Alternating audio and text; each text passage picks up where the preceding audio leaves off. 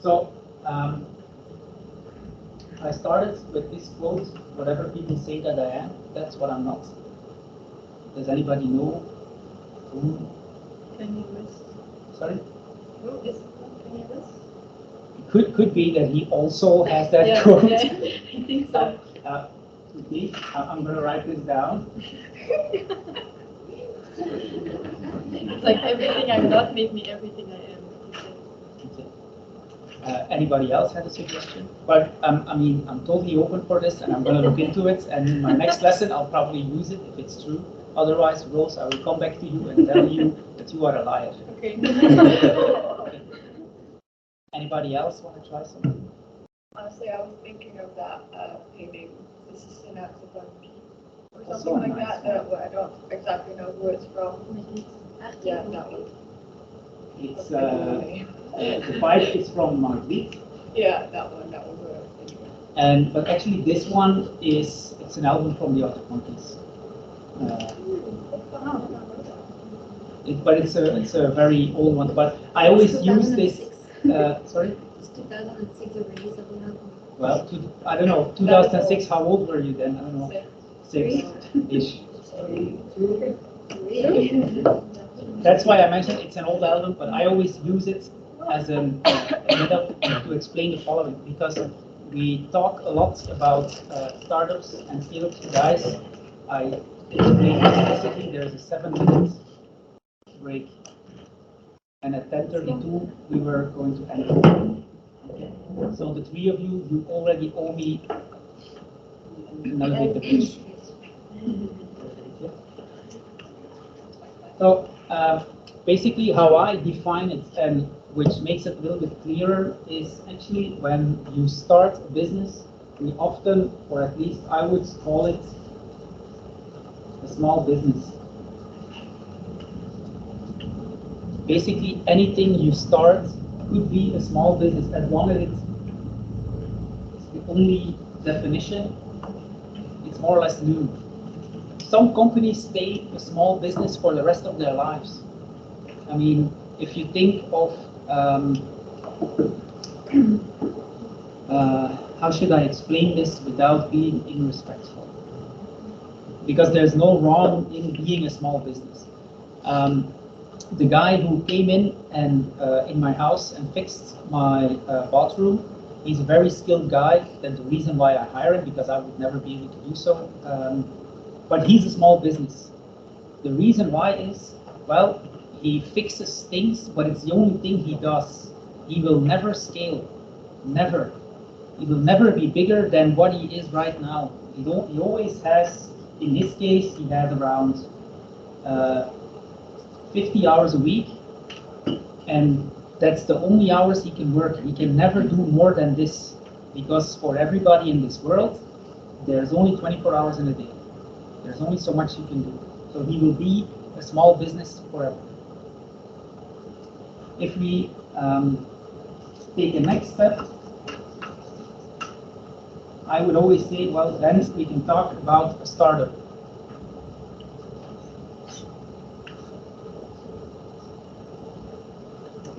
Now, what differentiates a startup from a small business? I mean, any endeavor you start, you will always start a small business. But what, at least in a definition way, makes you a startup is actually the following: is you have a goal, not necessarily a goal as such, but the goal is to search for a business model, and not a normal business model, but for a scalable business model.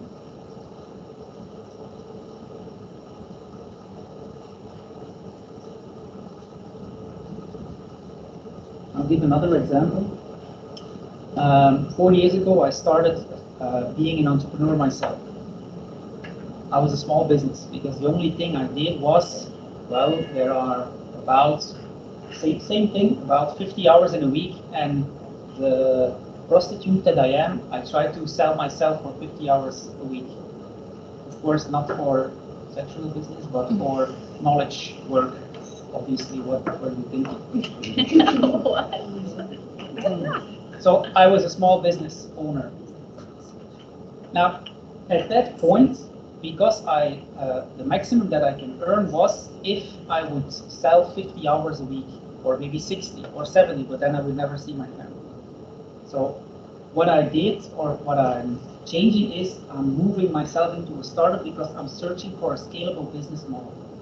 Actually, what I'm looking for is, I always call it, I'm looking for the cookie of creation and growth.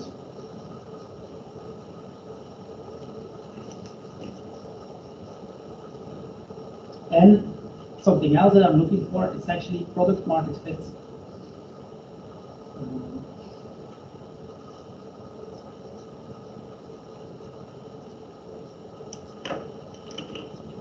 Which means that you can already have a product, be a small business, but you still won't be a startup.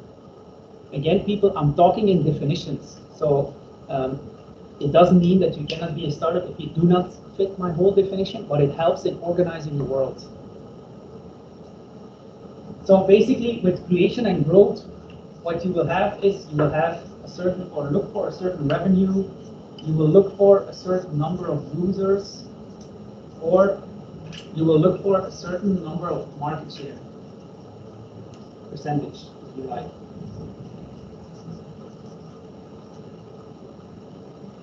So it's very intangible to say, well, you can be a startup for 5 years. You can, after 10 years, you could still be a startup.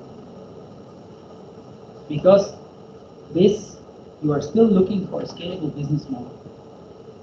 And a lot of firms stop or die here because they had an idea, small business, they looked for a scalable business model, they didn't find anything good, so, or they live a long life in this space, which is totally possible, but more than often the energy or the money runs out and it stops.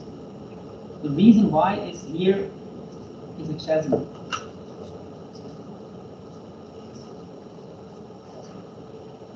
Chasm? Anybody saw the name of the series? It's normal. Yeah. Is it Dragon? Sorry? Dragon and Bone, where you go in Yeah, back and there's forth. Dragon and that's the one, but Yeah. actually what I'm referring to is actually from a book from Mr. Moore, and it's called actually Crossing the Chasm. Basically, how can you jump over this big impediment that apparently is there?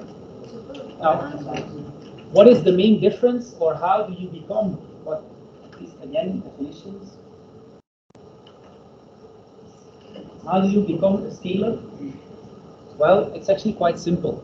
You have tested, a validated business model.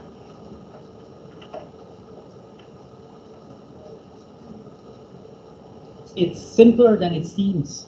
I mean, we could say here as a startup, well, Jan, I created a business model canvas. I have a business model. But that doesn't mean it works. The proof that it works will be, well, you create revenue, your user base grows, or your market share in a certain market grows. And that's the hardest part. These are the toughest nuts to crack. To get to the tested and validated business model.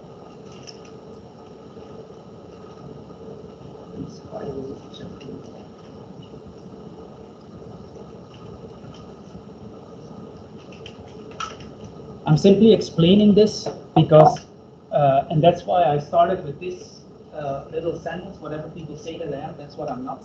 Because a lot of people say they are a scale-up, which in fact they are actually still looking for a business model. A lot of people say they are a startup, but they already have a tested and validated business model. So these lenses should help you get a clear visual on where you are. So what people usually say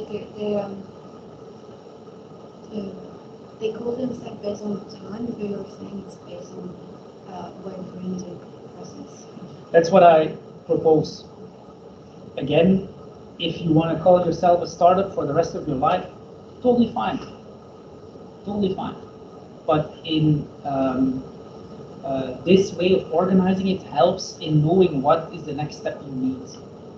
Because I know a lot of firms who basically, or a lot of guys, they just want to be here. They want to be the startup. They like finding the product market fit. And once they do, sell. Because for them, it's the challenge is going from 0 to 1. There are other people who are very good at bringing something, creating something very big, driving a very big train, for example. And it's different work. Although it's all entrepreneurship, it's all business, and so on. Any other questions on this short topic? Can you repeat? This one, Jeffrey Moore. It's from a book called It's Literally Crossing the Chasm.